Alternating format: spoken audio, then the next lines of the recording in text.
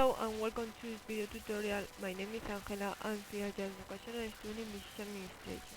In today's video we will see which of the students within a price and which will not.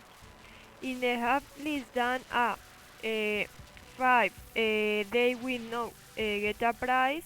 If they have an 8 they will get a win, and if they have more than a 5 they will get a what? Okay. We are going to calculate the formula, and for this we are going to do it directly from the exercise. And to begin we'll put the if that is two indicative to able to calculate the formula that will give you the results, and will put b2 is greater than 8 and between questions marks, and you that will refer to that will be going uh, be giving the gift we open another, and we will put and b2 is greater than 5 will be given or not, and will not be given because it will not meet the standards that are re- requested.